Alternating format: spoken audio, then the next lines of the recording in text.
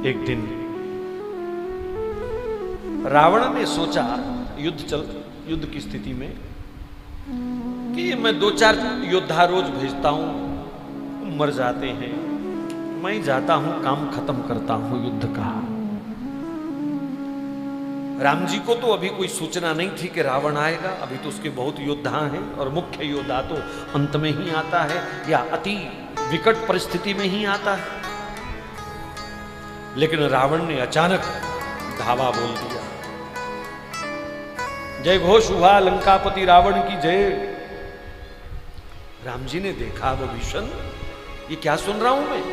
हाँ, आज रावण स्वयं आया है। तो भगवान ने कहा, फिर अगर लंका का राजा आया है तो इधर से जो सेना प्रमुख है मुझे जाना होगा उसके साथ लड़ने के लिए। अब तक तो सब दूसरे लोग युद्ध कर रहे थे, आज राम जी ने कहा मैं जाऊंगा। श्री राम का और रावण का युद्ध प्रारंभ हुआ।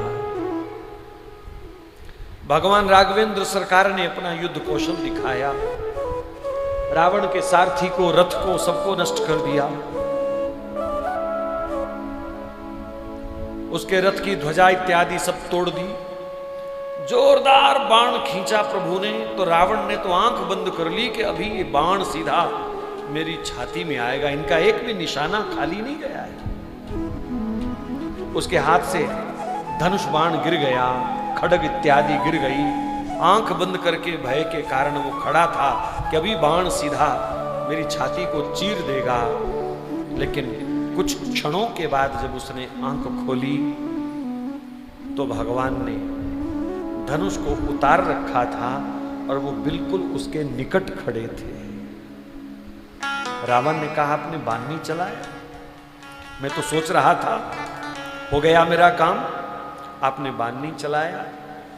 राम जी मुस्कुराते हुए कहते हैं, रावण, मैं निहत्थे पर वार नहीं करता, मैं असहाय पर वार नहीं करता।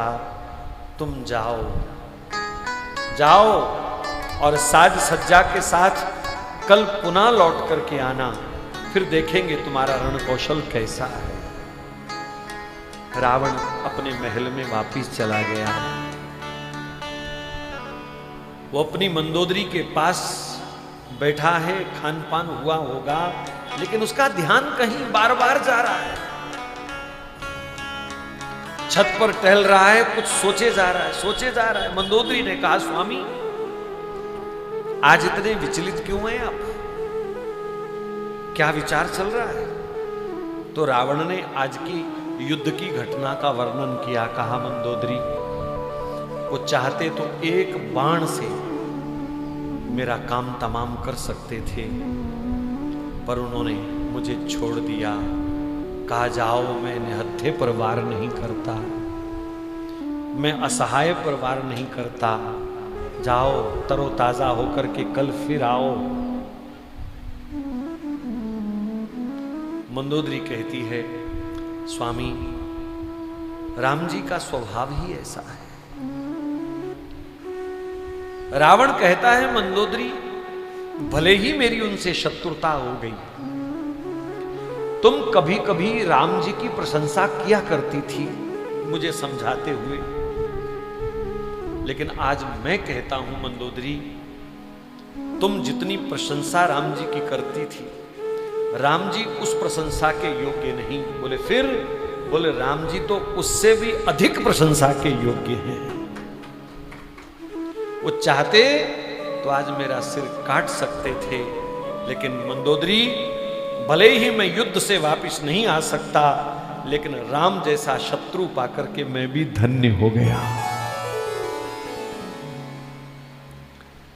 तो हमको भी भगवान से प्रार्थना करनी चाहिए, प्रभु, जीवन में मित्र भी मिलेंगे, जीवन में शत्रु भी मिलेंगे, लेकिन अगर आपको हम पर दया आए तो हमें मित्र भी श्री राम जैसा देना और शत्रु भी श्री राम जैसा देना, जो हमारी कठिन से कठिन परिस्थिति में भी, हमारी असहाय अवस्था में जो हमारे ऊपर अत्याचार ना करे, जिसका शत्रु होते हुए भी हम पर कल्याण का भाव बना रहे, उद्धार का, कृपा का, करुणा का भाव जिसका बना रहे, हमें शत्रु भी मिले जीवन में तो श्री राम जैसा। तो मैं कहना ये चाहता हूं कि श्री राम कथा हमारे जीवन की हर जरूरत को पूरी करने वाली कथा है। माताओं का व्यवहार कैसा होना चाहिए, पिता का व्यवहार कैसा होना चाहिए, प्रजा का राजा का व्यवहार कैसा होना चाहिए, इन सब प्रश्नों का एकमात्र उत्तर है श्री राम, श्री राम।